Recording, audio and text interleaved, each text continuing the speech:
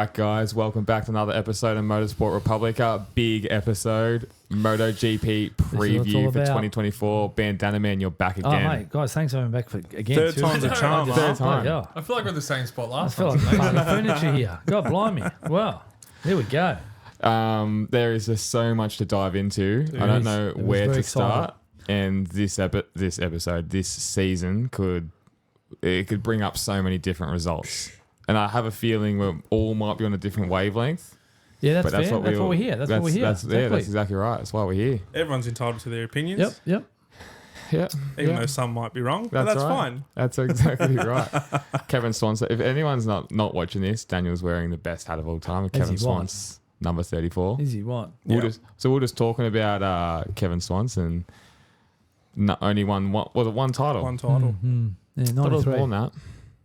Yeah, one in the big boy class. Yeah. One of the GOATs, but 100%. changed the game for sure. One of the my best favourites. One of the best helmets. One of the best liveries. Yeah. Was he one of your favourites back in the day? Were you Rainey or Swans? I was Lawson. Okay. I was a Lawson. Talk about a rider. So he was my hero.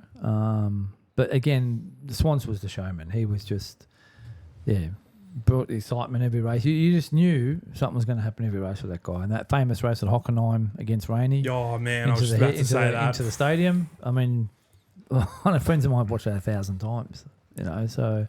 and look, Swans, when I say unlucky, like it was in that plethora of great riders. There was Rainey, Lawson, Doohan's coming to his own, Gardner. So I'm glad he did get to win one because he did deserve one. Yeah. Because he had a lot of injuries. He had a lot of injuries before he even won that first title. And then when he defended 94, he started getting too many injuries, and then I remember his press conference when he retired. It was in tears. I just watched that the other day. Actually, it was on Facebook. It was terrible to see. Like because you thought he still had more to give. He still had more to give, and just great showman, and it's good. It's good to see him still around. Like I love seeing him around the paddock. He's obviously with the American, obviously Dakota thing because he's Texans because he's Texas. He's from Texas himself. Yep.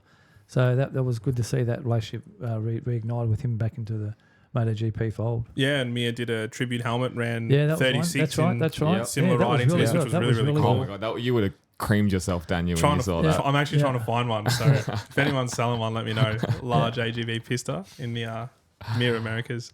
Yeah, he actually came out to Australia not long after his retirement, and he did the Oscar series at the Thunderdome. Oh, really? Yeah, no way. Yeah, look it up. Yeah, we did a season out here. There you go. It was Dayton. Never mind who was Dayton. Anyway. Danby's been there, done that. He's sloppy seconds. Come on, boys, get this clean. Let's try and keep this clean. Back when... this is unbelievable, this juice. First trap, mate. Refreshing. How good's that? All right, so where do we start, boys? The testing? What do we start with? Yeah, let's start with testing. Right. I want your own thoughts on who's looking good, who's looking bad. Look, do you go to the back end of last year? We all got so excited. Marquez jumps on this Ducati, goes around Valencia, looks like he's cruising, and he pops it 4th or 5th, whatever it was. The headline, this guy can ride anything, all the rest of it. But, all the information is coming forward now. Basically, the other guys, not that they weren't trying, but they were just starting on their new bikes, these 24 bikes. This is all of them. And... No, he just finished the Hard Fought Championship too. Yeah, they were tired. They were wrecked. The point was, Marquez said this. He goes, let me get to Sepang and let me get to Qatar. This is when it's really going to start for me. And people are like, whatever, mate, so to speak. But, the news out of the both tests basically is this GP24 is just... They reckon this is the machine. It is something else. This is a bike that straight out of the box is performing. This is not a bike that needs to be developed and it's going to take 5 races before they get it right, like we've seen on the money. With the previous years, hence why the previous year's bikes have been the better starters. That's not what this bike is. This bike is just, it's better in all areas. So it's a massive step. So the 3 favourites, we're getting ahead of you, I suppose, but I think, if you're on a 24 GP Ducati, you're in for a good time. You're in for a shot, except for Morbidelli. Yeah. Okay? Yeah, God. Okay. It goes without saying. Yeah. Not having tested the bike, he's coming in blind. He's coming on the punch big time. And he's coming on a factory bike. I mean, it'll probably, we'll wait and see how that plays out. But look, everyone has improved. The Aprili's got better. these are the top guys, the KTM, the Aprilia, but not like the Ducati. This Ducati has just gone. Yeah, they're gone again. It's just gone again. So, that's the news out of testing base. And if you look at it, for Pecco to smash the record at Sepang, more or less, and then smash it at Qatar by a second, this is a guy who's, he's in tune with this bike straight off the bat. Yeah, it's looking like the Pecco of the start of last season, I suppose, before the big injury and all that kind of jazz. He's definitely looking very, very dangerous. Yeah, you've said that. You've called that early as well, Daniel. Yeah, it's as much as I don't. We'll dive into it a bit later with predictions and stuff. We'll get to that later. But yeah. Look, obviously Acosta started Sepang. Yep. Yeah, what a great debut for him. Yeah. Coming in Sepang there, and obviously, it was a bit back in the Qatar test. Again, could have been track, could have been something else, but it's going to be a great year for him to see if he can be. Obviously, Binder is the reference. Is that fair to say, boys? Yeah, 100%. Binder's the reference because Binder is a solid rider. Fourth in the title last year. Yeah, but he needs to be more consistent. It's all about consistency. That's it for and him. we just spoke about that. Okay, he needs to be more consistent. So, the Aprilias. I know, Dan, you keep saying it's your opinion is you think it's the best bike, but they're still not quite there. It's always that last step, and we're seeing a bit with the KTM as well. And we keep saying it's the riders.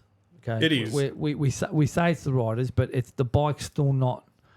And I said this on the interview one last year. It won 2 races due to conditions. The track was cold. Yeah, it was That's the only cooler. reason it won those 2 races. Okay, so when it can win in a hot day, then I'll believe I'll lend myself to your theory. Like, what this bike is the equal. Yeah. I think coming into this season, I've probably changed my tune a little bit, seeing what the GP24's done. But yeah, previous, I always thought it was by far the best bike on the grid. Yeah. All round anyway. And Now, like I've got a bunch of things I've written down here that I want to throw to you guys. Okay, and the key here is you can't give the same answer.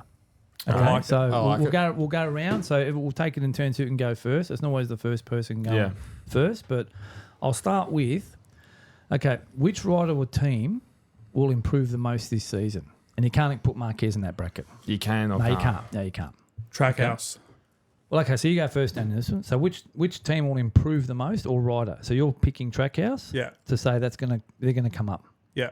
Well, give us a. I think some thoughts behind it. as a whole, I think Miguel's out there. He's on a factory bike. Yep.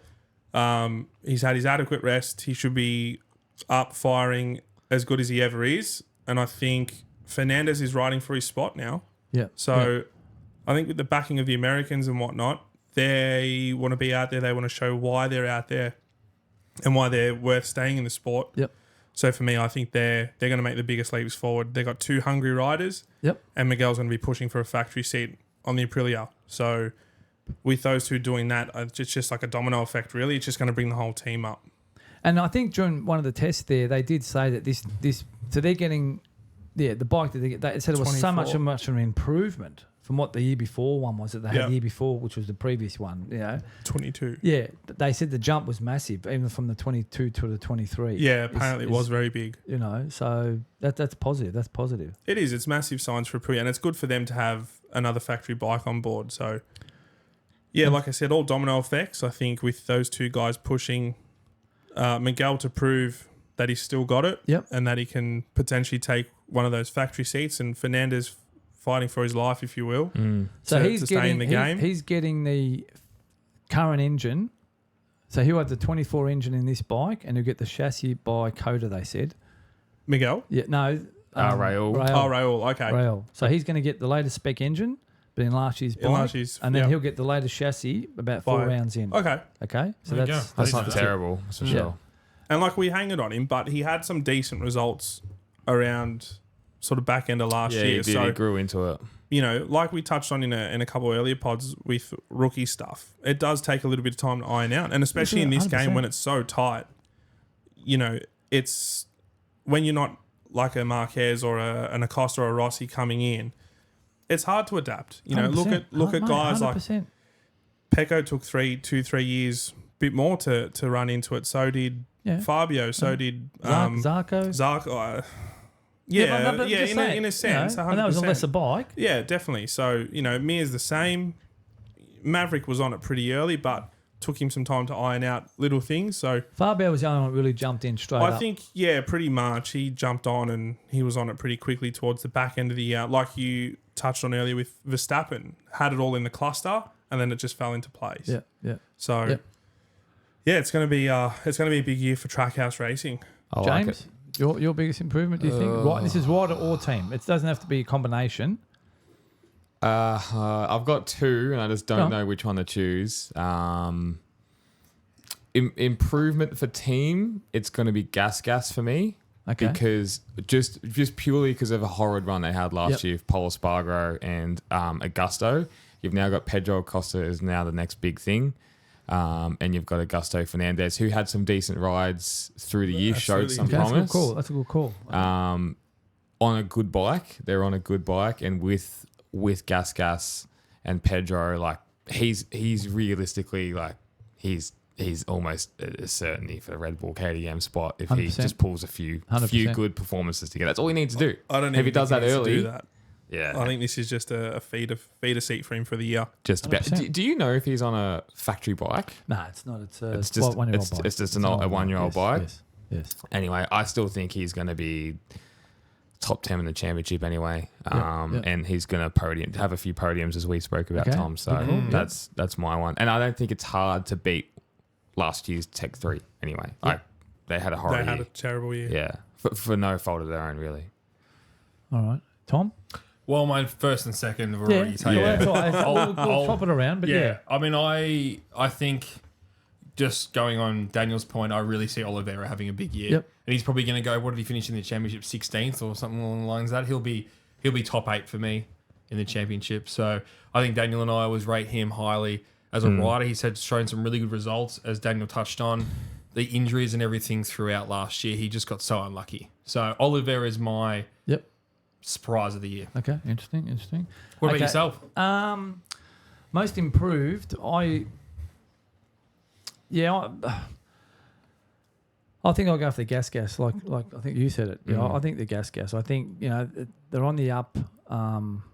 Especially with the rookie, especially for Costa. This is the thing: when you're getting a star, straight up star, and his debut at Sepang was pretty sensational. Yes, he had the 3 extra days before that, but still, he took to it duck like water. And I was watching one of the post-race shows, and Simon Crayford was saying he reminded him of Casey Stone. Yeah, I did on see debut. that. Like when you're getting and Simon was standing at the corners watching the action. So I think the gas, and obviously Acosta as a rookie. I mean, again, to me, the reference is obviously Binder.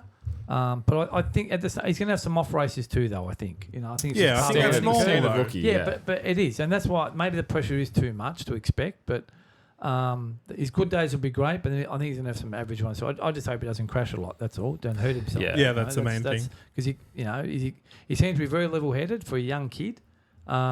You just don't want to have those big crashes where they get hurt and they're out for a couple of races and stuff. It's going to be a stacked top 10. I know we say it every year. Yeah. Next year, you got to remember you got Bezzecchi on your VR bikes. You got both the Grassini boys. You're going to have 8 Ducatis on the grid. You got 4 Aprilias that we think how good that bike is. Like to finish in a top 10 this year is going to be. It's going to be a massive achievement. And I was tossing up between gas, and I was actually going to say Repsol Honda as well. I think they were nowhere last year. Couldn't get much worse. Yeah, couldn't get much worse. They've got 2 very capable riders on it, 2 world champions. And it looks like in testing they were throwing some parts at it as well. It's a brand new bike. Yeah. They've thrown it. We all know what HRC can do, and now right now they're the sleeping giant. Yep. It's looking like they're going to get their shit together. And I really do think, as they said, don't expect too much at the start of the year, but coming into the second half of the year is when it's going to be time. And I can see someone. I can still see them podiuming. Even that's a big call, James. That's a big call.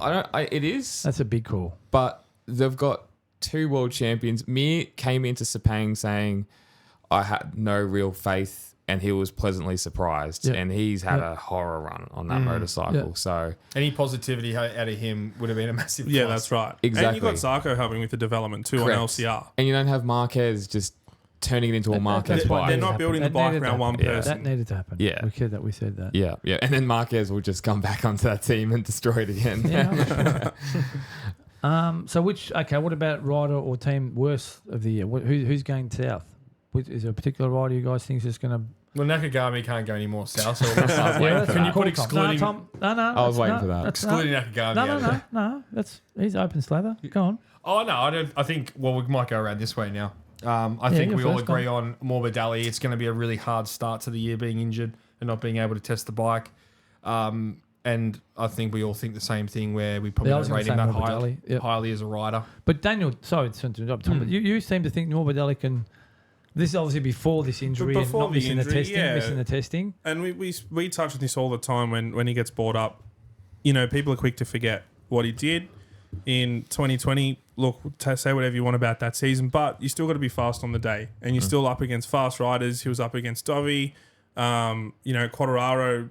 Really, Danby and Quartararo should have been one of their championships. Mia just played Mr. Consistent, and a couple of unlucky, engine failures and little things hindered it. But yeah, I think after this injury, it's going to be hard for him, definitely. I compare it to last year, Bastianini on the bike missing all those races, how it fucked his whole season. That's right. Yeah. And it's amazing how you can have that slow start to the year, how it just... so far behind. And he was lucky to win that race in Sepang. The world's most boring race. The world's most boring race, because he was out in front and had all those aero issues. So I compare it to that. Yeah. That's how I look at things. Yeah, definitely. But they were saying that he had the tyre pressure. He rolled the gauntlet and went that knowing to get busted. Oh, He there had you a go. penalty That's up good his insight. sleeve. But he Yep. had if you got the penalty, play it. He had that one up his sleeve to play. Yep. And there is talk they're going to piss that rule off. So they should. That penalty That that needs to go. Yeah. It cost a Gio at the end of the year. Yeah. That's a ridiculous. Yeah, no, rule. look, we said this at the end of one last year there, but we cannot have a world championship decided. No, that's right. It's a joke. Or even watching a great race and then 10 minutes later, They're demoted. like I know Binder stuffed up twice last year by running off the track there by millimetres.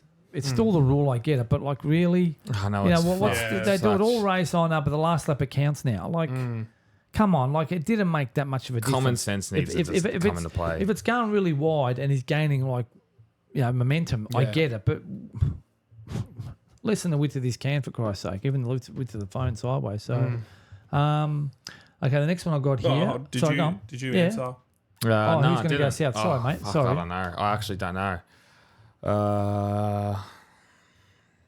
It's so hard to pick. If I was really, I don't know if you can. I just don't think Raul Fernandez is going to do much. I think his seats are already up for grabs. Yep. And I just don't see him doing much. If I'm going to be honest. Another point would be probably Jack Miller. That's going to be the interesting. Well, that was going to be my one. Yeah. I think Jack. Yeah. Yeah. Look, the pressure's on. It is. It is. The way that KTM are talking and some of the stuff they've come out and said, I feel it's pretty much all but done that Jack's out. Yeah, but it's the simple thing that will save him if they're getting 6 bikes. That's exactly right. If they end up getting 2 extra bikes, whether it be Grassini to get the 2 bikes or whoever, that he'll keep in the KTM family. Otherwise, we'll see him in the Superbike paddock. Well, that's not a bad. Which would call. actually be very good for the Superbike paddock. And I was speaking with a good friend of the pod, Renita, about this. It's actually probably not a bad spot for him to be in now for young family too. Yeah. So. Yeah, less travel as well. Yeah, less travel. It's a lot more relaxed. We were there and we'd seen a couple of the riders with their families and wives and kids around the paddock all weekend too. So, it is not, out of the realms. And you look at the likes of Remy Gardner, who prefers that his life in that paddock so much more. Oh, man. I don't know if it's less stress or obviously it's just less intense. I mean, the intensity was... Travel's not as bad. Intensity was so different. That's the game. That's the game. Yeah. That's the game. Just quickly before you go, Morbidelli. Fabio Quartararo came out and was talking about how he hardly spoke to him for 2 years. Yes, that was weird, wasn't it? Yes. And he's had more conversation with Rims in one session than he's had in 2 years with Morbidelli. What's the go there? Like, that just seems strange. Agreed. Like, that could be Morbidelli not wanting to talk to him, or it could be him, not wanting to talk to Morbidelli. But it has to be something. Yeah, maybe. Oh, well, one's making the bike work, one isn't. That's right. Okay, so if you're not making the bike work, you're getting embarrassed, aren't you? 100% right. He probably thinks he's got nothing to give to him. Maybe nothing that he can help him with the bike. Maybe that's a Yamaha problem though. Yeah, maybe that's from higher up. More than a rider problem. Yeah, maybe it's a culture thing. Yeah. Oh, this is a bit of an obvious one, probably, but I've got to ask anyway. So, Honda or Yamaha to make the most of the concessions? Honda. It's already started. Yeah. Well, it looks that way. Agreed. Yeah. I do agree. Yeah. Yamaha still got people coming in. Have you seen the photo, the 2014 versus the 2024 bike? No, It's the same. It's the Is same it? bike. One just got wings bolted on. Hilarious. And the exhaust is different. Crazy. It hasn't So, changed. We've said it so Honda many around the times. table? Ad Honda? nauseum. Yeah, Honda? Honda by far. And like we said not even 2 minutes ago, with the addition of Zarco and Marini off the Ducati, they can bring so much. And they seem, especially Zarco, they're two guys that are phenomenal at bringing development across. Yeah. So I think any little bits that can take, and we're already seeing it, like James said, the bike's a completely different bike. And they're just starting to put more parts on it, and it's looking like a more complete package, let's say. Plus, if Quartararo doesn't have a good start to the season, he's already gone. He's going to sign. He's going to take. You're going to call it, and he's going to take Aprilia, Daniel, and then they're not going to give him parts anyway. To he won't be doing testing anything. Yeah, it's 100%. So then they're already half a year gone. Yeah, look, a lot to play out there of that Quartararo thing. You know, he's still talking up now the promises, but at the end of the day, it's about results. And He's too good there's to be no on that time. bike. Yeah, we all agree. Like it is a bit silly that we're talking about this the top end of the grid with Pecco and Bastianini and Martin and Binder and we've got this champion rider. There's nowhere to be seen. He's been in the wilderness over 12 months now, and it was a sad end of 2022 as it was. The way he fell away at the end of the championship there. Overriding a little bit because you're trying to make it up. Yeah. And then to have a year like last year, it is sad. It's sad to see. He couldn't have signed at a worse time, Quartararo. Yeah, I think he was on a high. Well, he was the previous year's champion. Yeah, that's right. Yeah. It just ducks and drakes, isn't it? Like it just can change so quick. Look at Marquez signing that 4-year contract. Then he has the That's crash. true. Yeah. Then $100 million in 2019 on the back of winning 6 titles in a row. 5 out of 6, sorry. And bang, he's in the gravel and It doesn't take much. yeah, but no, No, Quartararo. sorry, Look, correct. we want back to your point, James. We want Quartararo on, and I agree. The Aprilia is the answer, or the obvious answer. But yeah. Okay, which leads us to my next one. Right. Who will be the first rider announced for the 25 season, excluding Pecco? Fabio. Going to Aprilia. Or this is before Marquez. This is before Martin. This or is yeah, to season change it before. up, Acosta to take Red Bull. Yeah, Yeah. that was my So this choice. is, we're Throw a talking about the different first answer. announcement. Yeah, that's so which rider is going to be announced first? Just to change it up from Daniel, I'll choose Red Bull Costa. Yeah, I'm the same as James. I can't see anything else happening. I see Acosta having a great first quarter of the season. Yep. And then boom, pen to paper. Because KTM, as Daniel already said, I suppose the Acosta one's obvious, like the Pecco one's obvious. They got to pick someone else. That's just too obvious. So first rider to sign for another team. So you're saying? we're looking for the first announcement, right, of someone coming out and going, well, bang, I'm off to KTM. All or right, bang, I'm off to Ducati. I'm going to change it down. The first announcement you'll hear is Aleix Espargaro retirement. Okay. Oh, that's good. I like that, Yeah, Tom. that's a great That's one. really, really good. That's a great Still one. think it's a bit obvious, but okay, that's a good call. Well, which one do you want me to say? No, we're talking about Everything you've said's been ruled out. I'm asking for a rider. Jorge Martin to sign for Ducati. There you go. Nah. For the Nah. factory. No, For the they're going to factory. leave it no, late. That's his, Oh, well, I had my first four. Try again. Go. They're going They're to. obvious. Come on. They're going to leave. Ducati's going to leave it late because Yeah. they're going to have Marquez, they're going to have Bez, and they're going to have Jorge Martin, and then you're going to have Bastianini as well. Bastianini has to have a better year as well. He will have a better year. He will have Bez. So that's going to be more. That's another aspect of the season we haven't spoken about. Daniel, first rider to be announced? I think it's Fabio, but I think... Well, I'll wait for you to say yours, and then I've got something to say. Come on, you wrote these questions down. Yeah, I know I did. I was just more throwing it to you guys. Do you want us to cut? Or? No, I'll go. Yeah, I'll go Martin. Martin to Aprilia. Oh, I like it. That's the ultimate team. I knew you were going to say that. It's gonna, you know because why? of Espargaro sidestepping, that's his best mate. Yeah, 100%. And Martin is not settling for anything less than a factory Well, ride. this is He's why I'm already saying come it out and because said that. this is why I'm saying it. So I like it. he's waiting for that factory seat. Nearly got it last year. He won the championship. Missed out the year before from Bastianini. And we think they're going to hang around for this Marquez signing, and he won't be waiting around. So yeah, He'll take, another two to keep the eye open for is obviously Fermin Aldeguer coming in. Yeah. That's one. And Has he already signed a deal? no, not yet. there was talks Tarmac that wanted it. and I think I was just about to say Morbidelli for him. Ah, yeah. And Vietti to come into Gas.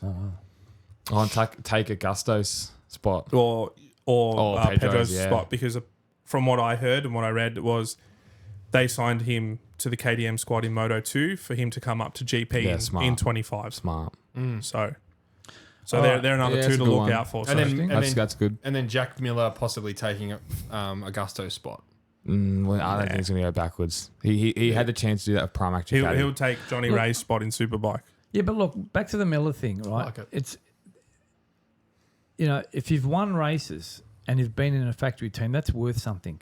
Yes, you're coming down the ladder, okay?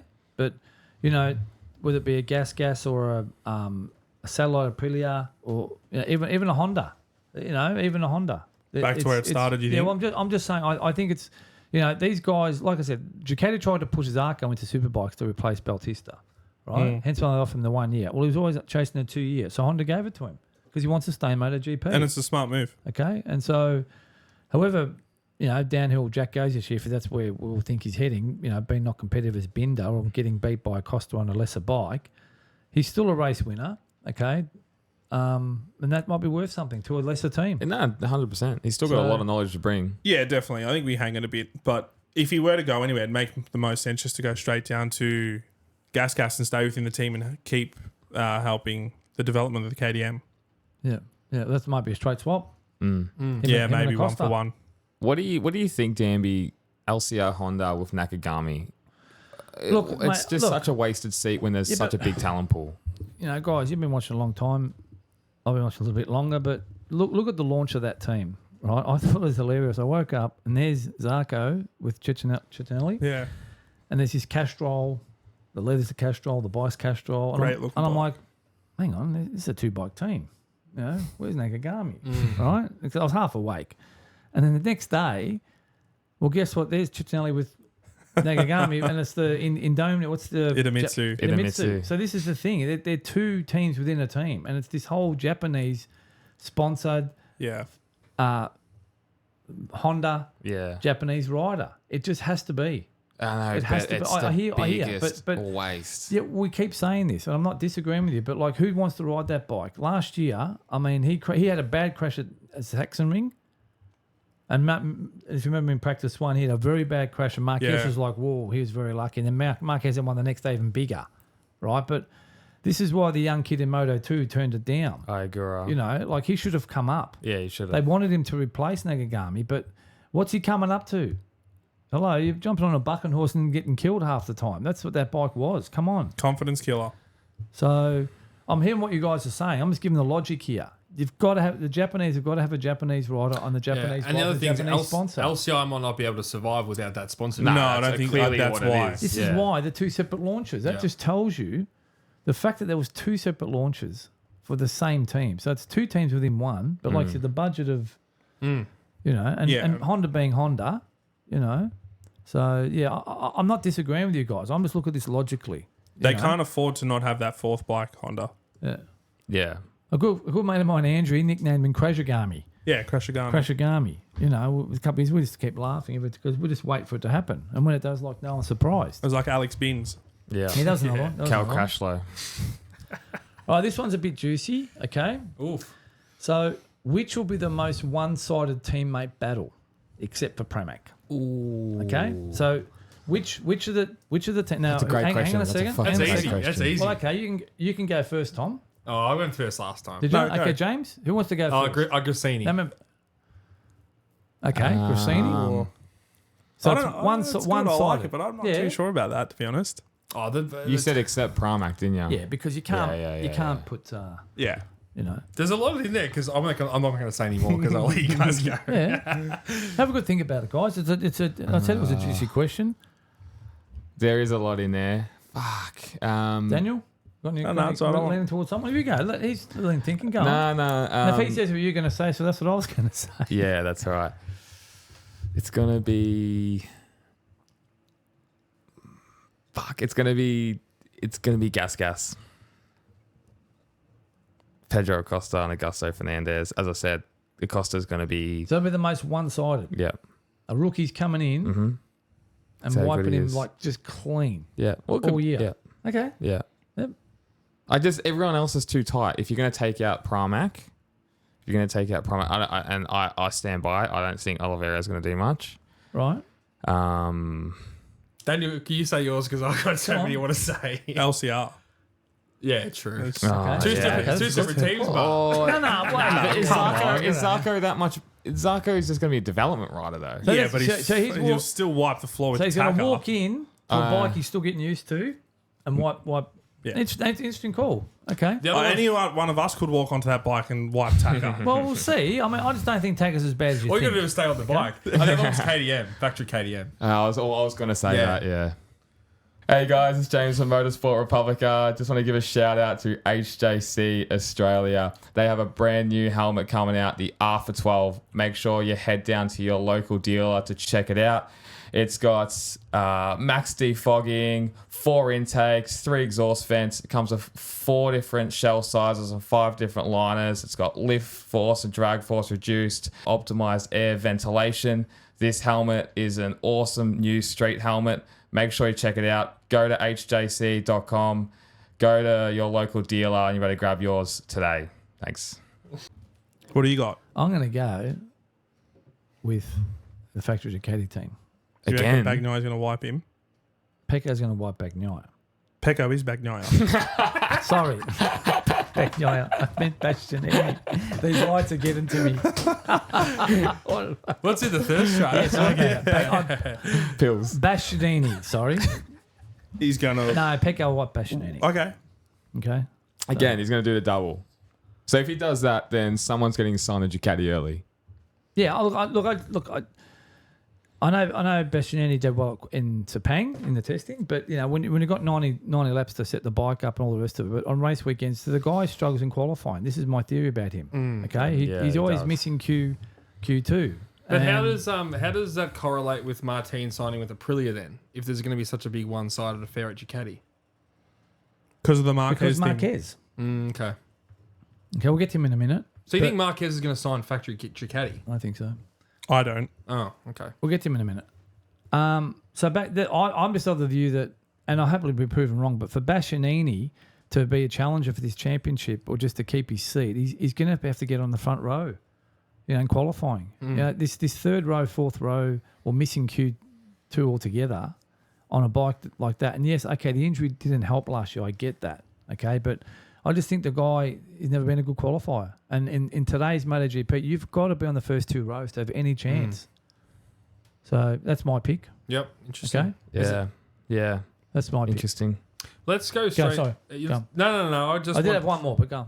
I just wanted to go straight into our top 5s. While Okay, we're, No, reel off the last Yeah, one. yeah. reel off So the last the last one was right. So last year Ducati won 85% of the races. Turning Formula 1. Okay. So how many races will Ducati win this year? This is not the sprints, by the way. So we've got 21 races. It'll be the So same. this is not the sprints. It'll be over 80%. It has to be. Yeah, just because of the Marquez factor. Yeah, that bumps it 8 up. bikes. So they've got stronger. All the riders are strong because Digi's on. Yep. Yeah. He's on a better. He's a race winner now. Bezecchi's right. got another year. Jorge Martin's got another year in him. The only- Bastianini's fit. It's Yep. just Morbidelli that's tripling right. away. Yeah. So we've but got 7. We've got 7 guys there. 7 out of the 8 that can win, Yeah. Yeah, really. pretty much. It's going to be impossible. It's Ducati Championship. Yeah, I would say it's going to be 90%. And Aprilia have got a great bike with 2 failing riders. Yep. They're not going to put the fight up to him. Alicia Spargo's half No, look, it's retired. just- And look, Maverick it just- Vinales is in his own head. Just watch Rins at Coda. I'm telling you on that Ooh, Yamaha. my boy. He's going to be the first to What are you take drinking there, mate? What's going on? Thirst Trap. It's crisp yeah, no, as it's great fuck. play. It's so it's a good. great drink, but you're not making any sense. Yeah, well, I'm telling you, watch He's Rins not at beating Coda. Marquez there, mate. He's just not. It's pretty easy when he's in the gravel trap, eh? Who? Marquez. The bloke has won 9 times there, mate. And? And the other time, the electronics shut down into the back straight. That's why it crashed. Oh, well, that sounds like a him problem, not a my problem.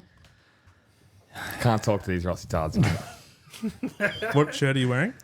I'm the doctor. Hey, that's a good MD, shirt. they're my That's a initials. bloody good shirt. They're my initials. Tom. Top five, mate. Oh, before we do that, Sorry. we've done our bottom five. I want to know Danby's bottom five. Bottom 5 riders. Bottom five for this year. Points.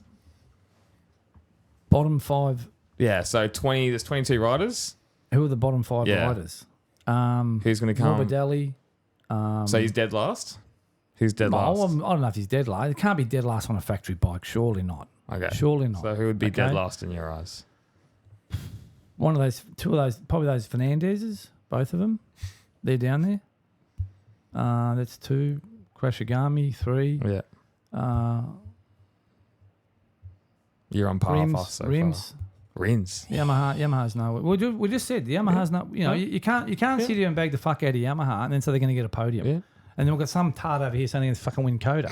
Oh, mate. Fucking hell. I think he's won there We'll clip 4 this. or We'll 5 clip times. this. We'll back Someone's going to be right. I'm This back- could be a I'm backing this it. could be a crystal ball moment, Yeah. Daniel. I actually... No, but don't even go there because behind the scenes you go, yeah, nah, true, you're right. Alex Rins is really strong at Coda. I never listen. This is the uncut version. I like that. I do like Daniel's prediction of We're just sitting here bagging the Rins. fuck out of Yamaha. They're going nowhere, right? They're not. They've got all these concessions. Yet Honda's going to wipe them in the concessions, they will. right? We're saying Fabio's out of there after 4 races and another bike because that's how shit the Yamaha is. But somewhere in there, in the first 4 races, his teammate, who's still getting used to the fucking bike, is going to win the fucking Coda Grand Prix. I'm telling you, you need to give Alex. Is a good point. You need to give Alex Rins more credit. Seriously, I'm not dissing Alex Rims. You just put him in the bottom 5. No, well, I think your first cap's cooked. Well, I am. You are cooked. Because, Yeah, exactly. For the simple reason, he's changed bikes. Okay? Yeah. So what has he got a magic wand? He's going to turn up a race So that he if won you- 12 if months you- ago. If you change bikes, it means you're not going to be on it straight away. How did he go in testing? Yes, Daniel. How did he go in testing? Let me get it up for you. Did he beat Quadraro in testing?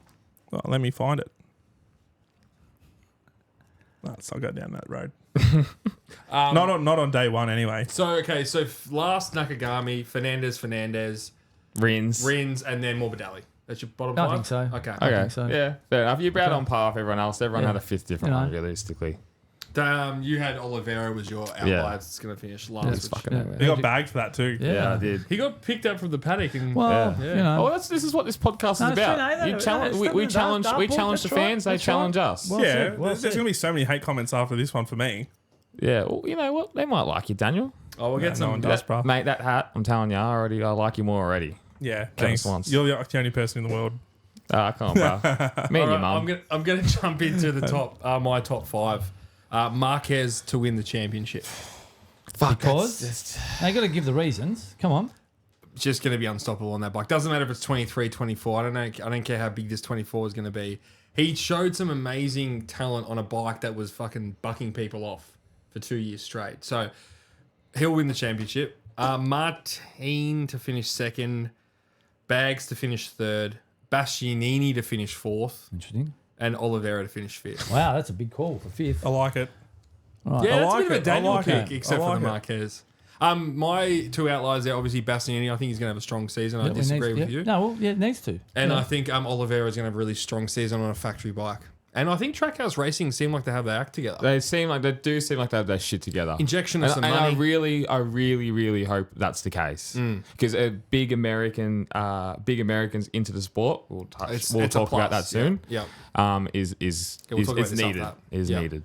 So just on the Trackhouse thing, so there's a contradiction because they've come in promoting they're going to have this fun. They want to fun's not the right word, but they want to get out there, get the people involved. But then they brought Brivio in to run the show, and he's going to be running this tight ship. Hang on a minute, I don't worry about your sponsors' appearances and all the rest of it. Get here, I need a debrief, this, that, the other. Like this is this contrasting, the way they've promoted themselves as a presented as a team that they're going to be this. But Outlandish. he's gone to F1, and so he's experienced that different style of That's a good point. production. So I think it's a perfect signing, to be honest. Oh, I'm Yeah. not knocking the signing, but there's the way they're projecting, the way they want to be perceived as, and there's this guy that knows how to win and what Yeah. it takes to win. Maybe it's a Okay. good combination. We'll say I'm not knocking it. I'm Yeah. just saying it's They need to line up somewhere, is what Yeah. you're trying to say. Yeah. Yeah. Yeah. So obviously your top 5 is Rims world champion, Yeah, Alex 100%. Rims world Yeah, champion, my bottom 5, I just substituted okay. Mark Marquez Go on. because he's on Go a on. brand new bike too. Alex Rims world Flip. champion. Who's coming second to Alex Rims? I'd got, all jokes aside, I don't know why, and I don't want this to happen. In all honesty, Well, don't but- say it then. No, but this is my thought. I don't want it to Sorry, happen. go waiting on, for this sorry, for go 2 on. weeks. Just top 5. I think Pecco's going to win. I think he's going to come out and trump everyone. I don't know why. I got this gut feeling it's going to happen, but I think that's what it is. I just think he's found what he had at the start of last year. Who knows what was happening during the season and through that high side and all the rest of it.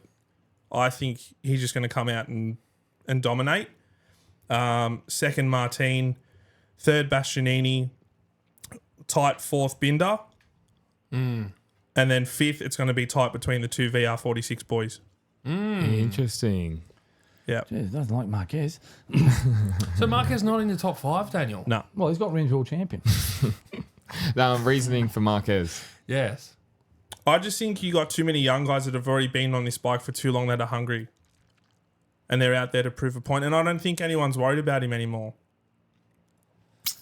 This is quite delusional. He's so... I think there were. They've made comments. They've already kind of made comments, Pecco, Bastianini, about Marquez and his data and what he's bringing to the team. But you're right. The young guys aren't as worried as what they were. Yeah, I think they're just not focused on it. They're more worried about doing what they want to do and getting to where they want to get to. Yeah, it's just interesting the people we've spoken to over the last 6 months. Chris Vermeulen, as used as an example, he had him as wiping the field. So And that was before testing. that was before testing. So hearing his thoughts from obviously an ex-MotoGP rider, I have to take that on board myself. Yeah, that's fair enough. But even Herfoss said he's going to finish it up before Valencia. Yeah, he did. He You know, did. even when we spoke to him, when And we it seen is. him. Yeah. So I'm not knocking anyone. It's just, Yeah, yeah. we're all entitled to our opinion. Yeah. No, Of no, course. but with your Yeah. opinion, Daniel, can be such a likely situation of Pecco. We've all written him off year after year, and look what he's done, and he's on a very, very, obviously a very, very good bike, and I can still see that happening, to be honest. Yeah, like I said, and it's funny. I don't want it to happen. I don't think he's. Boring. I think Yeah. he is. I don't think he's entertaining. I don't think he He's brings. not the face of can't look- MotoGP. No, he's not. And I think that's why a lot of people probably write him off, to be honest. But that aside, you take pace and I guess, I don't want to say skill, but racecraft. He's up there. He's the best. What you think Jorge Martinez is not going to be up to it?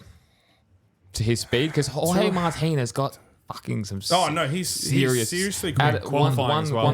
one lap pace. Just out lap pace. Yeah. Jorge Martinez is the Martin. man. Yeah, 100%.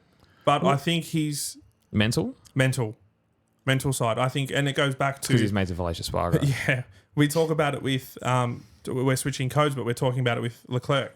It's the same thing. You're too much in your own head. And I think that's where you see how Pecco won his title. You know, Yeah. the race after and I keep going back to it. To come back from what he come back from, to keep that bike in third on both days, and then to keep just slugging away, putting it where he had to put it. Yeah, he dropped the bike sometimes. Who doesn't? But overall, he was too consistent, and I think that's just going to just roll over this He's a year. smart rider, Pecco Bagnaia. Yeah. He's so intelligent. And I think he's been in those situations where it is a high pressure, high tense intensity situation, and some of the times, yeah, he's binned it, but a lot of the other Yeah, times too, he's come out on top. He's come home with the gravy. You know, how many times? What was it? 8 times Marquez tried to pass him, and that was for his first race win. Now he's got whatever Yeah, but under that his was a belt. Marquez with a busted arm and a bike that was. But what I'm saying is, if everyone's going still on got the about it, pressure on it's it. still Marquez Yeah. and the pressure of riding against Marc Marquez. So for your first race win, who's, you know, that takes a lot of mental fortitude to stay on the bike and not throw it down the road or just, you know, give up the position. So that's my whole thought process behind it all. So interesting. I'm It's so excited. and everyone's valid, to be honest. Have Like- you named your 5? No, not yet. Go on. Marquez, Because? because what he did on that Honda, I think he's just going to dominate on the Ducati.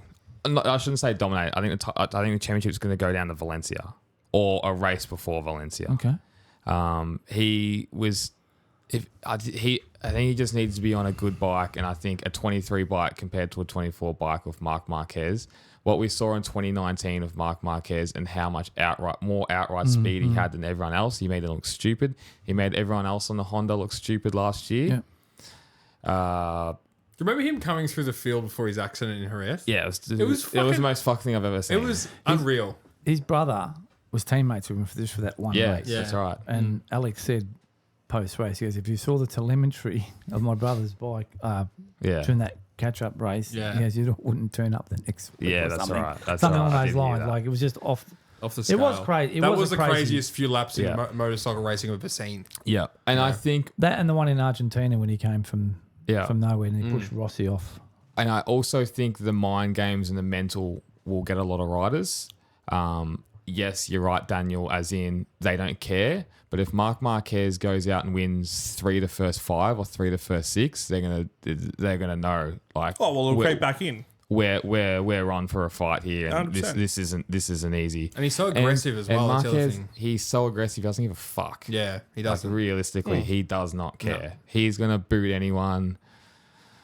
He can see everyone else's data as well. Yeah. That's my number one. Like, it's so hard because I still he's my number one by 1% because I still think Pecco or Martin can still win it. Yep. So number 2, Jorge Martin. I think he's gonna be mature enough now. He's on a factory bike. I just think he's gonna go up against Marc Marquez. Like, he's so unlucky, and you're gonna lose. Yeah. Second and third, I got third Pecco. They could easily be Other way around. all those three could be any swapped way. either way. Anyway, I just think Martin, just at a pure race pace, all he needs to do is just put consistency on board, and he's a world champion, realistically. I think this year, though, staying back and waiting to finish 5th every race is not going to work. You have to be aggressive to win the championship. There's so many riders that can win. I don't remember going into a season where there's just so many different opinions, and that's what makes this sport the best sport in the world. Yeah. Because we could all be right. Like, and I really don't know, but this is just a shot in the dark. Number 4, Brad Binder. I think he's almost the best Sunday man on that grid. Consistency has always been a problem. I think the KTM's going to get better again. He's got a big contract still, doesn't he? He's got no pressure. He's their golden boy. He's their golden boy. Well, Acosta will come along, but yep. So I think he's going to finish where he left off. I just think he's going against 3 champions. Like, it's Tough so going. difficult. It's tough going. And Bez for 5th. He's not on a factory bike. I would like to know your thoughts about why he didn't take that Primac ride, because obviously that 24 bike seems to be so much better than 23. Did he have any intel on that? Did he know that? Didn't know that? I love the loyalty, but being on a 23 bike, being Marco Bezzecchi, you're not a Marc Marquez. 5th, it's great. Hopefully he goes.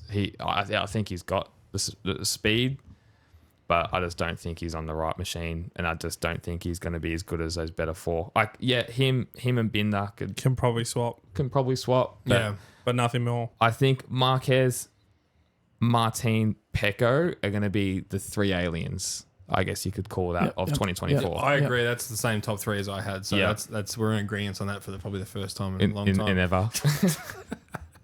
Which is incredible. Yeah. Have you done your top 5? I have, yeah. Okay. I don't remember. Look, I'll start with Bezzecchi. To me, he's just not consistent enough yet. You know, his off days are way off. He's been a bit unlucky. I reckon he's been taken out a few times last year, he had a couple of bad falls and stuff. I remember Jerez, though, at the start of the year, start of the year, he was like 15th and just nowhere that weekend. It was up and down. You just can't have that as he wins India championship. You know, then he's beaten Pecco one race, and next race he's getting beat by Larini, and then vice versa. He dominated India as well. Yeah, he won by like 10 seconds. If we talk about X Factor, Bezzecchi's got X Factor. I still think he does. And I think he's a bit like a Bagnaia, where it's going to take a few seasons or whatever to get in. And I still think he'll be a world champion. And I'm a big fan. I think he's got that X Factor, you know. He's laid back, and I think that's costing him. This is back to the Pramac thing. Like, it was a no-brainer. Just take that factory seat. He should have taken the ride. But he should have taken again, the ride. I think it's loyalty. This is the comfortability. He loves the VR46 environment. You know, but then what are you putting first? Do you want to achieve results and become world champion, or hang around with your buddies all the time? This is the bit I don't get about him. Like, I do. I just think he's just too laid back, and it's the laid backness that it's costing him, because you've got to be committed every week and step up. Not that he's not, but to me, he's just too inconsistent still. What I want to see from him this year is his consistent top fives. Consistent, and I'm tipping DG will beat him some races. More races maybe than not. Yeah, wow. I don't see that.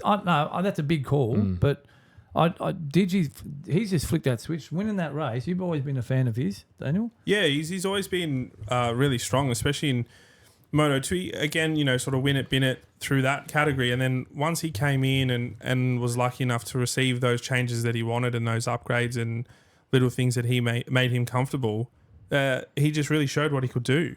And I think he'll carry that into this year. It's a fresh start for him. It's a lot of confidence coming in, and yeah, he just seems a lot more comfortable on the bike and with the machine and the power. On one of the test days at Sepang, they did a simulated sprint run, and he was the fastest over the 10 laps.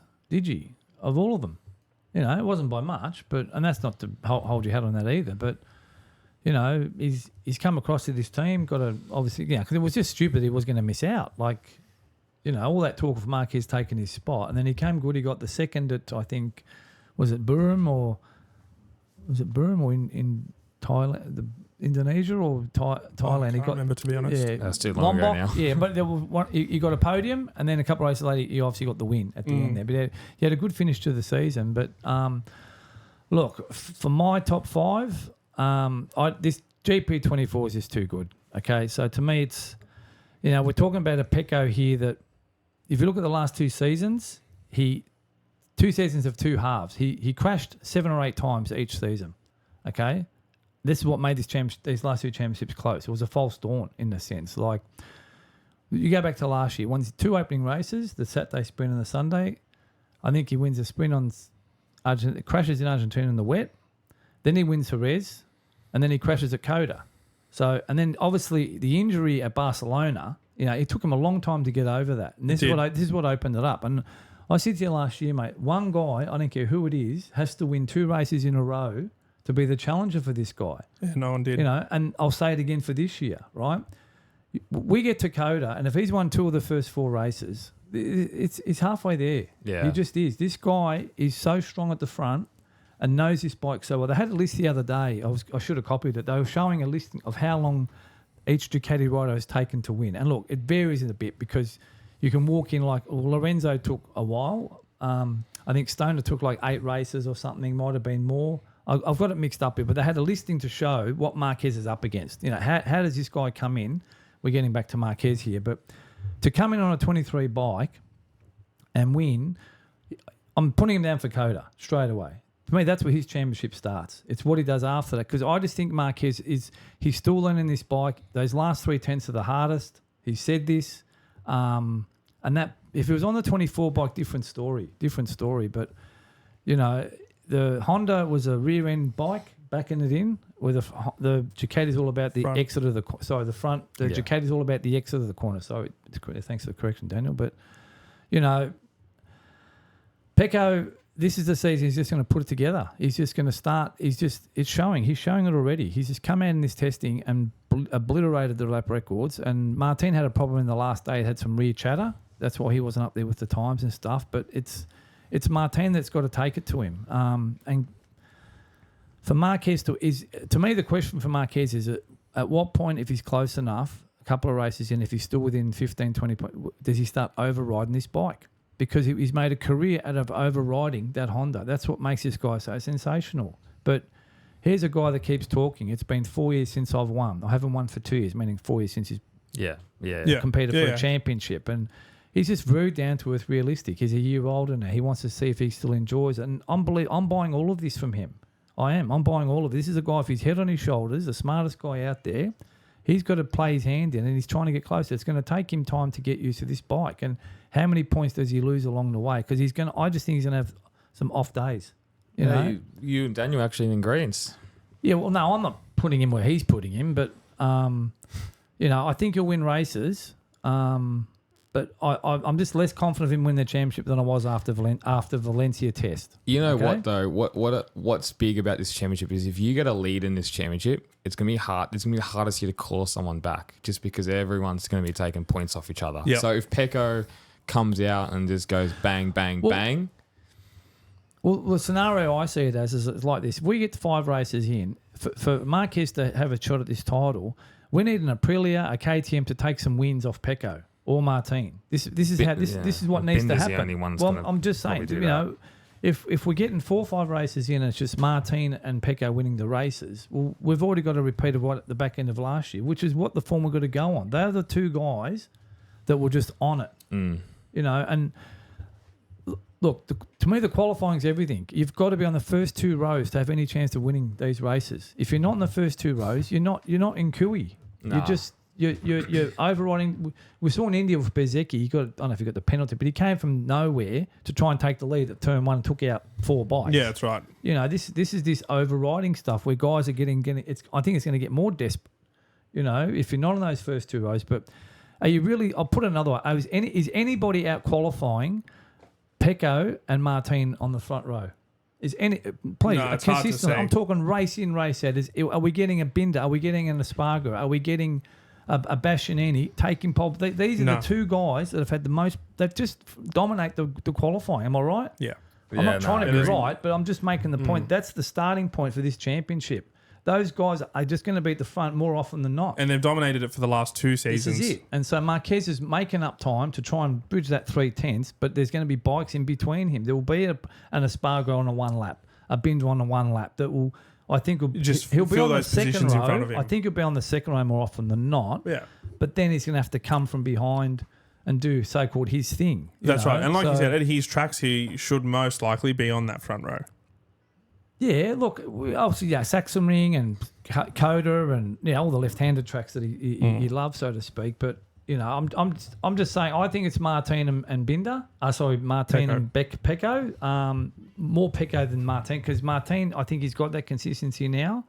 But again, he's hostile on the bike, isn't he? He gets emotional. He does, and we see it. He wears his heart on his sleeve. I remember when he had the dud tyre. Yeah, but we see it. We saw it in the last race when he went off and he was just riding like crazy. Ended up taking out Marquez. But, to me, it's those 2. It's just those 2. And if Bastianini can qualify with them, then he's in that hunt as well. So my top 5 it's all Ducatis. I think, probably 3 or 4. 3 Ducatis, maybe Binder. And who else? I think Alex Marquez. I'm trying to think of another Ducati up there. Maybe Digi, maybe Bezecchi. But it's just after all the testing that I've seen and this 24 bike, I can't see these guys getting beat. We're putting too much expectation or thinking it's the old Marquez that was riding 4 years ago. He's not that rider, and not that he's not less of a rider, but he's riding differently now. He just seems to wants to play himself in, and get to know this bike better, and he will get to know this bike better. But it's just going to take. I think it's just going to take half a season or a third of a season before he gets to work it out. And can he? I'll keep saying it. This 24 bikes is too good. I think for him too, it's probably a matter of in the back of his head going, well, I don't want something bad to happen and ruin my career in the first handful of races. Yeah, he's probably changed his mindset like that. You know what I mean? He probably thought a few times as he was flying through the air off that Honda. Well, that was not joking. He changed after the Saxon. He probably thought, I'm not coming to race next year if this keeps happening. Yeah, so you're right. Saxon Ring was I think we all. He's never done well at Qatar. Okay, his average qualifying at Qatar has been 0.3 off the pole all throughout his career. 0.3 of a second, 0.2 to 0.3. He's raced well there, but qualifying wise, he's just never been able to. It seems to these real technical tracks like Sepang and like Qatar that he just, not that he struggles, but he's just not how we know him to be. But in the race he does. He produces something, that magic we've seen over the years, and he's expecting top 5. Well, that's what he said after the test. If he's aiming for top 5 at Qatar, but it's how long it takes him to win. I'm putting that if he wins at Coda, which I think he will. That'll be the kickstart of his season, because then I think we've got the Spanish race, which they all want to win. The Spanish, they go crazy at Jerez there. They all want to win that race, don't they? So, But again, I'm trying to work out who's going to beat those 2 Ducati blokes on the new machine. Yeah, well, I want to mean not if it's not Marquez, who's it going to be? Like who's going to? It's hard to pick anyone else. Yeah, I just don't see it. I just don't see it. We want a close championship, but we want these other manufacturers to step up and mix it up. Mix it up to give. I'm talking from as a Marquez fan for Marquez to have this chance. Yep. I would love to see, and I don't think it's going to happen this year, is everyone not be so happy and friendly. And I just don't think this is going to be the year for it. The only one ruffling the feathers is Marquez. You said before about the mind games. If he's winning early, well, then he's going to get under their skin. Yeah, correct. That's exactly how it's going to play out. If Bezzecchi was up there, he's going to be the villain. yeah, of course. Okay. But if Bezzecchi was up there, I'd love to see that, because I'd love to see, the VR46 riders actually really going at it. But they're all mate. Look, I think at the end of the day, coming to a championship though, we've spoken about this many times. I think sport's gone a different way. Yeah, it has. In any sport, motorsport. coming down to Valencia and someone doing a dirty move at the end to win the championship though. Fuck. It's all just become not. I'm going to say too friendly, but you want the biff. It's almost. I reckon you're right. We want headbutts before you get on the podium. But that's just how it is now. I mean, I said it last year. The funniest one was that one at Le Mans. When they're punching on in the sand trap. And they're shaking hands and getting holding off each other on the back of the bike. paddock. That was after our first podcast. They shouldn't have showed that. They just shouldn't have showed that second bit. Yeah, that's right. Tell us it happened, but don't show us. Let 100%. Let us fall into this thing that false sense of security. Yeah. Gone are the Rossi, Biaggi, Marquez, Rossi, Lorenzo. All those days are gone. but what you're talking about there is alpha males. Okay, that's also takes. true. This is what you're talking about. You had. Well, there was doing with the Crivier thing over the journey there, and then Rossi came along. He just outpsyched everybody. Okay, Gibernau had them all stooge. Biaggi, and then Lorenzo come along and said, "No, mate, I'm my own person too," and he was the first one. To take it to him. And this is when the wall went up in the garage with these stories and stuff, But then, this young Spanish kid come along and he was a bigger alpha than Rossi. Take it or leave it then. That's just a fact. Yeah, 100%. Okay? Yeah. Hence, I don't talk anymore, But that's what it's taking. You need an alpha against an alpha to get the biff. Not punch on, but to have this, what you want to see, the WW. And it's all about marketing and stuff for them now too. So you're not going to see any of that kind of stuff. All PR and... Well, you saw Alicia Spargo slap. That was right in the but that's like Spargo. He's not. That's over the hill. But he got absolutely crucified for that. Fined, all sorts of stuff. That's what I mean. You can't show your personality anymore, even though that was probably. Yeah, that's got to do with the margarine, I think. Well, that just shows he's past it. That's when you're doing stuff like that. That's right. He's not even in a championship fight. That's the thing. No, he's not even on the track, and it was a practice session. It wasn't. I know. Didn't he break his finger? Slapping the back of his helmet or something? Yeah, he hurt his wrist. Yeah, that's it. Isn't that crazy? Ridiculous. Good helmets, AGV. Yeah, that's when you give it away. But not as good as HJC. Yeah, I know. HJC number 1. Keep an eye out for that new Alpha 12. It looks awesome. I've seen a few photos. Yeah, it's a great looking lead, and with the new ECE 2206, it's going to be full on. 100%. Yeah, Gear Geek. A lot of numbers there. Yeah.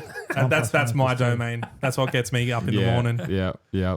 G'day guys, James here from Motorsport Republica. Our brand new t-shirts have dropped. So we have Marquez, we've got Daniel Ricciardo, we've got Verstappen, Charles Leclerc in men and women, and a Gent Lawrence, Hunter Lawrence double champs tee.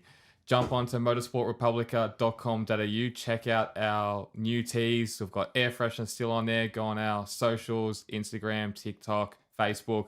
It's all on there. Make sure to check it out. All your support means everything. Thanks, guys. Liberty Media. What's going on here with MotoGP? Yeah, it looks. Ride to survive. Oh, I love it. Well, it's interesting. Don't fuck Phillip Island, but I don't want any new fans coming to MotoGP. If there's a couple, Instagram models around there, we're not going to complain. Yeah, I think we appreciated on the Superbikes on the weekend how relaxed and quiet it was. But then all the chicks on Sunday, it's sort of, got you going. Good, yeah. Tight pants. So Dorna CEO's come out and said it's all rumours, obviously, and he would like to know who's spreading the rumours. That was he blatantly said that. So it doesn't look like Dorna's put MotoGP up for sale, but I suppose time's going to tell, isn't it? Yeah. F1 is valued at $18 billion. Like, it is incredible how they've grown that sport. So, I mean, as we said, we love MotoGP because it's that almost that sort of still the old school. Still got the pit girls. Yeah. It's not fucking woke. No. Yeah. Seriously, like That's it's, true. it's not some pansy fucking Brunswick pussies. No. Actually, offense to all them because it's true. You've still got normal people that like that sport, and you can't fool the Europeans either. You can't fool that Spanish. Well, and this is why it's different. Daniel will know you can't fool that Italian crowd, and you no go way. to Monza as well. It's Yeah. still the same thing. Yeah. That's why it's different. You know, the Liberty thing worked because it had an untapped American naive audience. Yeah. Knew nothing about Formula One. Yeah. Now they just want And to they jump still all don't. over it. No, I know, but they just. But like I said, you can't be stooging, historic European Yeah. race. Yeah, they won't Mate, take you it. just, you can't apply that thing. It just, Yeah, it's it is. just It's such a different It fan is. it's all base. on water. It's all on water. Because everyone can relate to driving a car, but not everyone can relate to riding a motorcycle. Well, Good point. not everyone can relate to going that quick on a bike or getting around a track on a bike. Yeah. Yeah, you stand at turn 1 Phillip Island and watch Pecco Bagnaia turn in, and you realise how good these guys are. Yeah, there's a couple of scenarios even over the weekend, like it's raining. They jump on these fucking massive, 1,000cc machines going around. You think, how do they do this? Like, you have to go there to experience that live. You know, 100%. So I don't know. Like, yeah, it would be cool. It would be cool, but I do like it how it is. It would be great to have a series like Drive to Survive. I think Disney or someone did the MotoGP one. I didn't really get around Now they're it. doing their own one. oh, they are. Yeah, Good. it's just on YouTube. Oh, it's pretty okay. good. I've watched. I can't remember what it's called. There can only be one. That's the one. Yeah, it's not Yeah. bad. That's It's not actually bad. really good. Yeah, the behind the scenes are pretty good. Yeah. I've seen a couple episodes. Yeah, I and liked like it. you I said, liked it. and you can't BS that, and you can't create fake rivalries in whether Drive to Survive actually do that or not. But the real motorsport fans or MotoGP fans, I should say, will understand that you can't script that. And MotoGP fans, I feel, are all results driven as it is anyway. That's right. And they don't follow a team; they follow a rider essentially. Yeah, and I Essentially. think you'll probably have a lot of pushback from the riders that won't want to be doing Yeah, all they are that different kind of breed. stuff. They are a different breed. Yeah, I But suppose- the smartest riders, i.e., Valentino Rossi's, market themselves the best. yeah. 100%. The one thing I want to see this year off the bat is 22. Is it 22? 22 fit riders. We had a Yeah. Yeah, we I didn't have one race with all There of was them. not one race Great last call. year where they were all fit or all at the same time. So One feature length race. it was a shambles starting it at Portimao last year. I thought because it's just So dumb. too technical that track and Guitar's Yeah. a good place to start it. yeah, yeah. So And you now know, they've got the sprint down pat. yeah, Where they're no bit- one they're knew bit how to more go over it. into Well, it. that was it. That was it, wasn't it? Everyone that was just just- throwing balls to the wall in that first one. Yeah, because that's where Bastianini had his injury, wasn't it? Yeah. Yeah. And same with Oliveira. Oliveira. Yeah. There was a few, and then Oliveira came back at Spain and got bundled into again. Mm. Was out And- for another. Yeah. And there's always going to be injuries. It's motorcycle racing. Yeah, but not to the point Last where year was because was there another was level. talk Yeah. there last year by mid-season when they have test riders filling these roles. If you Yeah. remember, they were talking up. Well, his injuries were Lekawona so was bad. on. He had a few rides, didn't he? Pulling riders everywhere, weren't they? Yeah. Salvadori was. Did Bridle come back for a bit as well? Or was it just like a Brado got a few Bridle- when Marquez was away. Yeah, he Yeah. did. He got a Hero was few on racing there. as well. Yeah. So I think Puros were more wild. Oh, no, they were wild cards. They didn't race him while. Yeah, I think he does Magello. He's always like top of almost FP1 because he's done so many fucking He laps didn't. He around didn't. there. He didn't fill in. He for didn't fill in for Bastianini. Bastianini. That's why the points gap. That's why Pramac took it out so early. Yeah.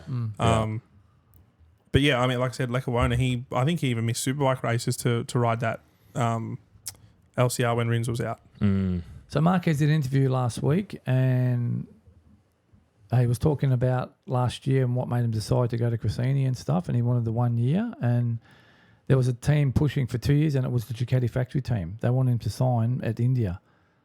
They wanted him for 2 years. This is this year and next Factory year. Ducati. Yes, he was going to take Bastianini's spot. And he said yes, but he didn't want it. He didn't want. It was.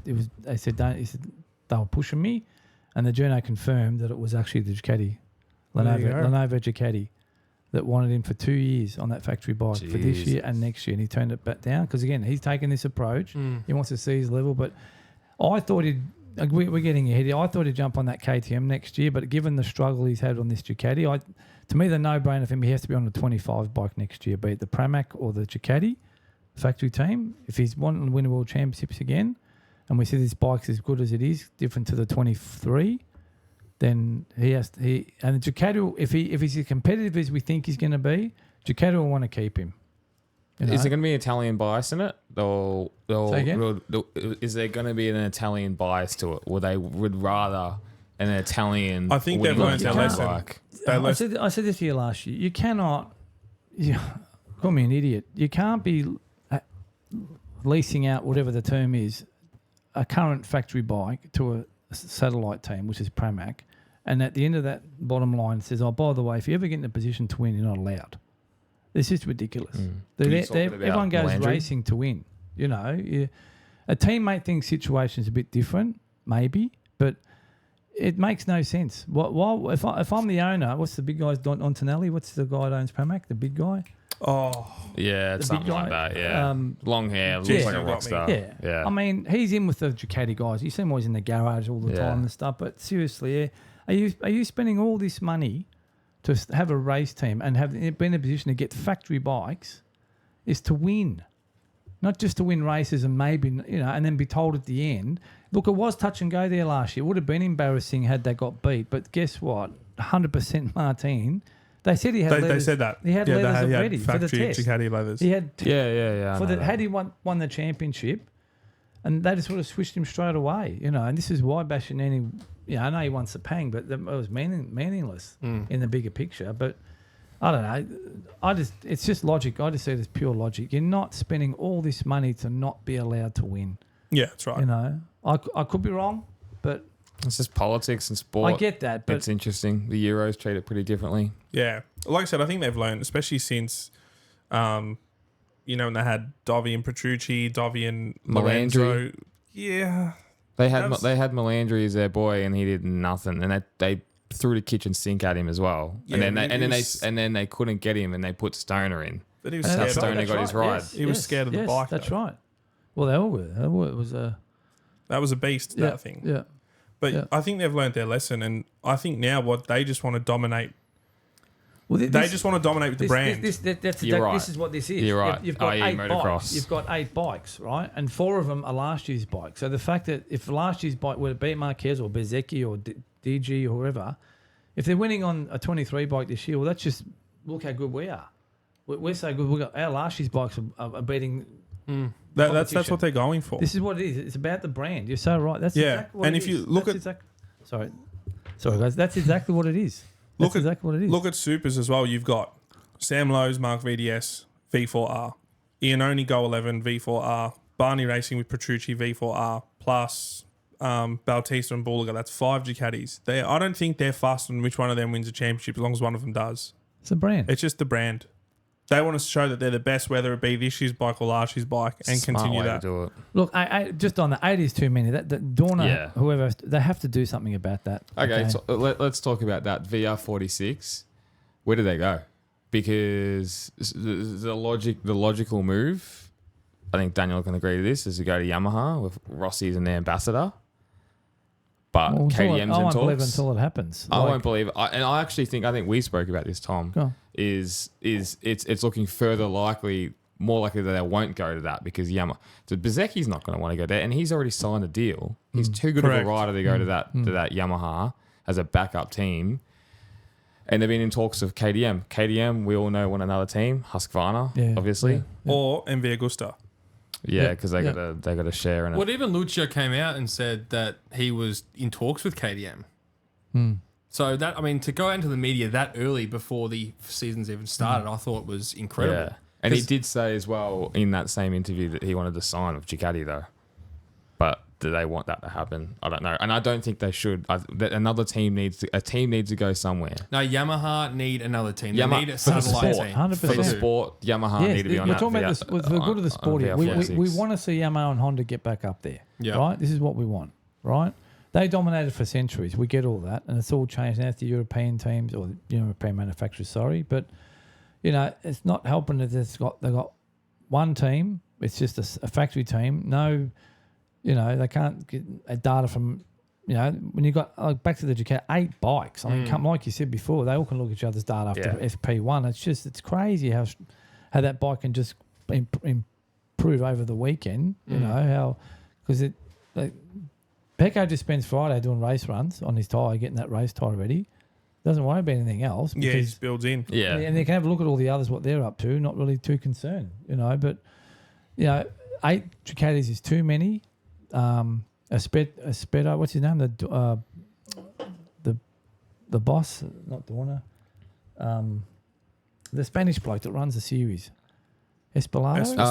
Carmelo Espelado, whatever his name is. Yeah, he has to come out and just force and say, listen, it's like this. It's 4 Ducatis next year. I don't care which one of you two go elsewhere. You know, it's too many. It's just No, 6 is okay. You think 6? Yeah, I think 6 is all right. I like 4 for each manufacturer. In an ideal world, yeah. Yeah. But if that's not going to happen and one's not going to leave, then 6 is fine. I have no issue with 6. No, even if whether it be Yamaha, Honda, I don't care who it is. Yeah. If you got 6, you got 6. That's fine. Four bike seats is in four of each bike. That's the ideal world. You need another because then you can bring manufacturer another back team in. You know, and obviously I think they're leaving that last spot open in case BMW want to eventually. Well, That'd be cool. I'd like to see that. I'd love to see someone else come back in. I would love to see someone else. Like a come in. Kawasaki or Suzuki. I'd love to get Suzuki back in. I eat a hat. They'll come in, win the championship, and then fuck off. It's like a revolving circle for them, isn't it? It's crazy. Spend all this money for come in for 10 years and then go out again. Bloody Japanese. But it was interesting over the weekend. I don't know who we were speaking to, and they made a really valid point. They said if Yamaha leave MotoGP, Honda's out as well. They're both together and they're competing with each other in the vice same versa. market. Yeah, vice versa. They're only there to beat the other. So it's both very important. Yeah. They both have places on the grid for the future of the sport. You wouldn't think Dorna would let that happen. No, there's not a chance in the world. The concessions are helping though. But what's stopping? Like a manufacturer can just pack up and go like Suzuki did. And then you'll have KTM with 11 bikes, 12 bikes, and you'll have Ducati with 16 bikes. I think there's Honda and Yamaha got way too much pride. Yeah, If There's you not a chance in the world. See, to me, you look at the Suzuki thing, it was a great handling bike, but it was always underpowered. Oh, way too underpowered. Okay, way too underpowered. But they never went on the tangent of improving that engine, and seriously making some steps to make that bike come up. So they got lucky in 2020. Well, that's the right word for it. 100% they did. It was a great year. Don't get me wrong. We had 10 different winners. It fell into his lap.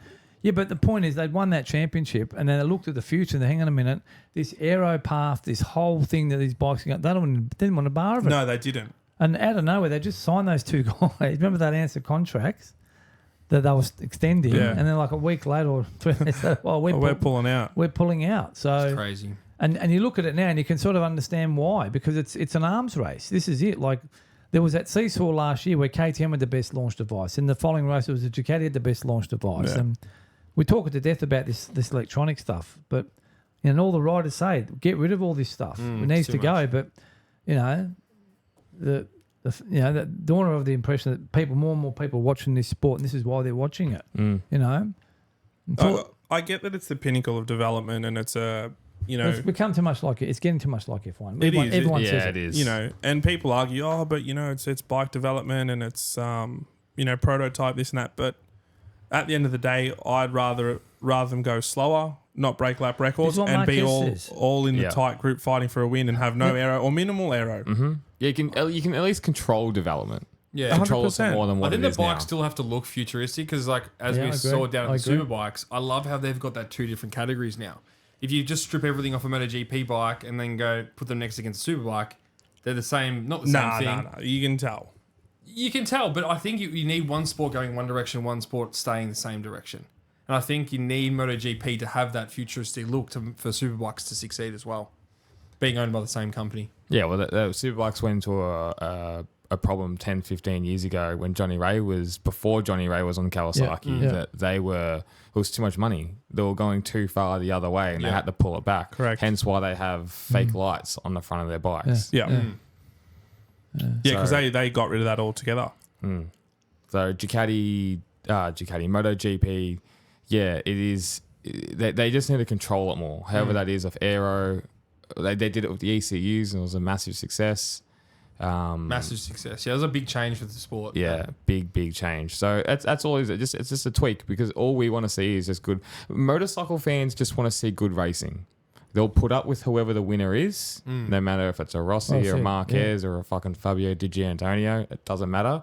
As long as it's a good race, it doesn't matter. That's all that matters. And Moto3 is the most prime example of that. It's such a simple bike, no aero.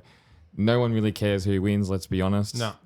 As long as it's a great race. You look at any Moto3 race /125 for the past 25 years in Magello or Phillip Island. They're as good as racing as you're ever going to see ever on the planet. Yeah. I mean, and that's the tease, James, because, you know, you go to a MotoGP weekend and you watch all three categories and you watch Moto3 and you think, wow, look at this. You're just watching like swarming flies, just pack racing. Okay, Moto2 not so much sometimes. Yeah, on the odd occasion. It's on the slight improve, I reckon. Definitely. But then you get the Moto2s where you get the 5, the 4 or 5 maybe. Yeah. Okay, and then this is the thing. It's supposed to get better as you goes up to the next level, and this is the expectation of the fan, of MotoGP. You know that wow, this will be delivered even more so. But then, you know, we've just had those bland races, you know, that have come more often than not. The racing has changed because of the technology. You know, from what it was. Who was talking about the size of the bikes over the weekend? Remy Gardner. Yeah, they were saying that was a good point. Big the bikes are, and like you got to. It's harder to pass. Harder to pass, and they take up more track space. It was a really interesting point he made because I was like, never thought of that. Like the wings are wider, everything's wider. So that's another thing they have to look at, I think. I think. Look, you could probably expect more biff. I mean, you look at the contact we've had last year, rubbing leathers. Yeah, you know, flicking aero bits off here and there. But that's got to be on the cards more now because the bikes are bigger and there's just more of these more little bits hanging off. That are where you know they've got to allow for this extra space to when they do this pass or whatever that. You know, this contact's going to be made. I mean, it's amazing they've got away for all these decades that the contact hasn't been more so between riders getting hit, but we're seeing it now. You know, the race in Valencia there, you know, was it Marquez's leathers or Martin's, you know, because he was coming out of a corner and the front wheels rubbing up against the back of his leathers. And it's becoming par for the course, like they're expecting it. So that's a good point. It's pretty crazy. I'm excited, boys. All right, bring it on there. Fucking bring it on. We've got a good big couple of weeks. So excited. Yeah. It's going to be good. Cannot wait. Yeah. See you in Coda with Alex Rins. They're fucking dreaming. See you, boys. Get off the smack.